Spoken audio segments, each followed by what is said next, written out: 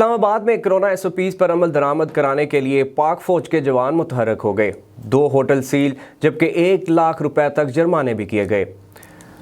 Assistant commissioner نے police اور پاک فوج کے جوانوں کے ہمراہ تجارتی مراکز کا دورہ کیا۔ اس دوران کورونا SOPs کی خلاف ورزی پر جرمانے اور سزائیں بھی دی گئیں۔ کورونا SOPs پر عمل درآمد کے لیے پاک فوج کو پولیس اور رینجرز کی مدد کے لیے طلب کیا گیا ہے۔ کورونا وائرس سے 157 افراد جاں بحق ہو گئے، جس کے بعد اموات کی تعداد 16,999 ہو گئی۔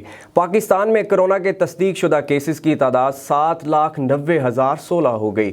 National command and operation centre کے تازہ ترین اعداد و شمار کے مطابق گزشتہ 24 گھنٹوں کے دوران 5,908 نئے کیسز رپورٹ ہوئے۔ پنجاب میں 2,85,542، سندھ میں 2,76,670، خیبر پختونخوا میں 1,12,140، بلوچستان میں 21,477، گلگت بلتستان میں 5,247، اسلام آباد میں 72,613، جبکہ آزاد کشمیر میں 16,327 کیسز رپورٹ ہوئے۔